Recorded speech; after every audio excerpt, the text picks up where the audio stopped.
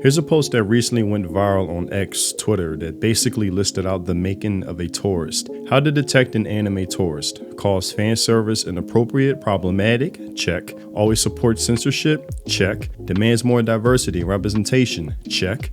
And I will be dedicating a video to this one in particular in the near future because this will be the last nail in the coffin to destroy anime as true fans know it. And last but not least, thinks Western localization is better than the original. Did I miss something? And with this video, I want to briefly touch on this last marker because by this point, I strictly only prefer translations of how the author creator intended for their story to be viewed or read versus localizers who see it as a means to self-insert themselves into the story somehow, fulfilling their own ego rather than honoring the work before them. And with all the many examples that have proven how localization has been used as a tool, you would think people by now would understand where fans are coming from when they express their frustration with the people in charge of adapting these scripts, not doing it faithfully but instead opportunistically, such as this post. When you really think about it, any anime fan who wants AI to replace localizers and voice actors is the real anime tourist, because why the fuck would you let soulless AI ruin the thing you love because you got a personal grudge against people doing their jobs? Makes no sense. And this is why I believe we're in a post-debate era, because people like this are intentionally misunderstanding the stance true fans have. The problem is that localizers aren't doing their jobs. Too many times they've been caught using dialogue that completely changes the framing of the story of how the characters were meant to be perceived. That's not adapting, that's butchering and mutilating the art. One example in recent times is from the manga Drama Queen. Check out my video where I explain that in depth if you're interested. But to this tweet, I responded using their own wording but in reverse to get the point across. When you really think about it, any anime fan who wants politically motivated localizers to translate source material but purposefully butcher it to inject their ideologies is the real anime tourist. Because why would you want narcissistic voice actors to self-insert themselves with Western dialogue and lingo like, oh, this is how I talk where I'm from, who cares if it ruins the immersion, despite it being an Eastern property with an already laid out foundation to adapt and return ruining the thing you love? Makes no sense. Which in my opinion is a very reasonable take and I believe a summary of what fans have been complaining about, but still you'll have those who will try to gaslight you to minimize the problem at hand like this. These politically motivated localizers are almost entirely a figment of your imagination you use to get off on. Okay. We have maybe one instance of that a season at most. That's more than worth it to avoid AI slop translations. Which even if that was true, it's one too many times because it shouldn't be happening at all. It's not even one of those things where it's done by accident but it's intentional, indicating this is an in-house problem being encouraged. AI is not something we hope to rely on or wish into existence, but these localizers have proven to be incompetent time after time. At least with AI, the mistakes are accidental but will become more sophisticated with time, while with localizers, it's intentional and will become more emboldened with time. I even had someone respond saying this is not a problem anymore, like what am I going on about, betting I could only reference examples from 10 years ago like Prison School or Dragon's Maid. You got a stick up your ass? Or are you one of those dumbass Gamergate creep shows? Oh, those pesky patriarchal societal demands were getting on my nerves. But sadly, no, it's still an ongoing thing. How long will it take to hit that cap? It's time to F around and find out. Yo! Whose mans is this?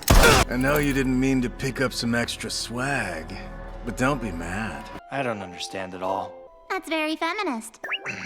And you could just say, well, why don't I just watch subs, which I do, but not something one should have to resort to. But still, it's annoyingly crept into subs as well. I remember watching April Showers bring May Flowers a few seasons back, or maybe it was last season, and the main character said, "I'm super cooked, chat," which as soon as I read made me roll my eyes and completely took me out of this world I was watching because this isn't the fucking Streamer Awards. Then with Call It a Night, same season, debunking that other guy from earlier, when one character said incel when the correct translation was virgin, which they did fix but only after enough people voiced their feedback on X like stop doing this shit to anime.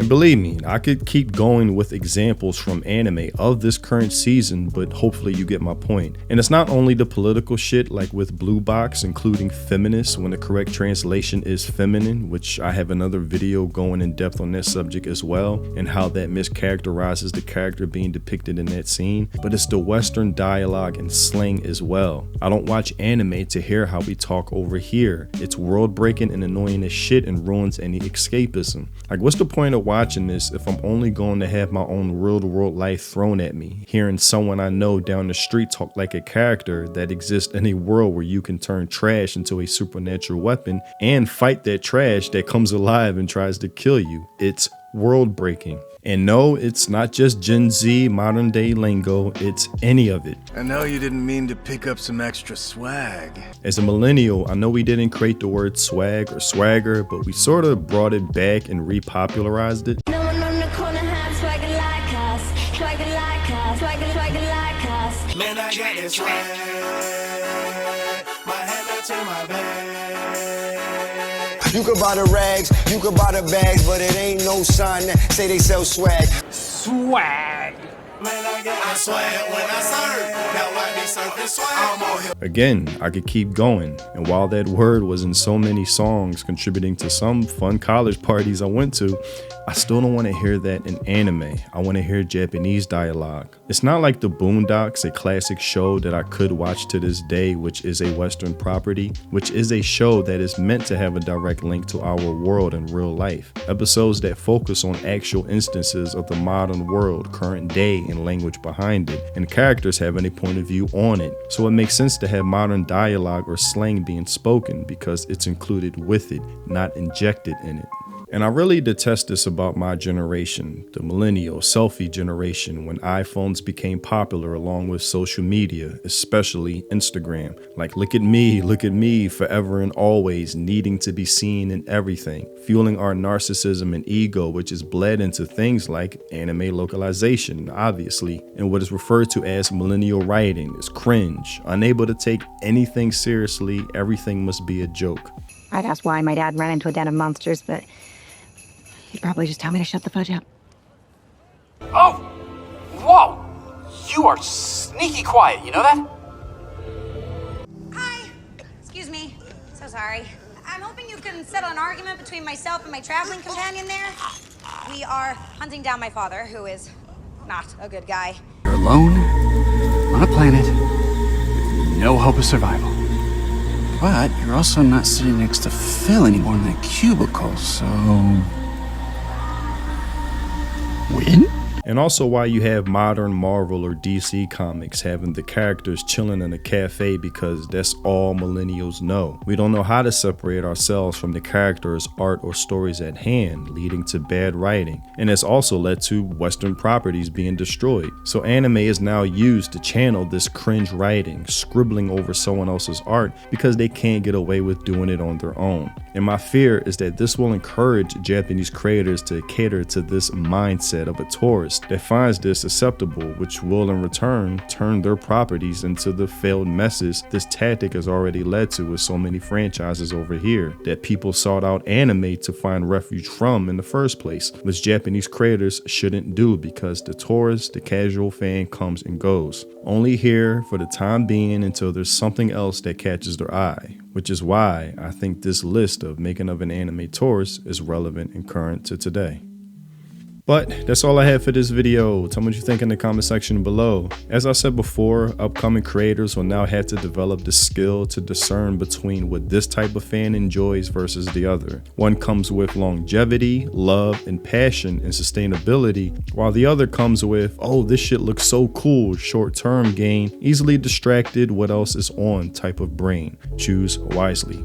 Also, if you haven't checked out my music, links in the description. If you love those samurai champloo, lo-fi mellow boom bap vibes, then my music is definitely for you. And if you want to support me and the content I create, consider joining my channel. Becoming a member is much appreciated. Thanks for watching, and I'll see you in the next video. Free think. Peace.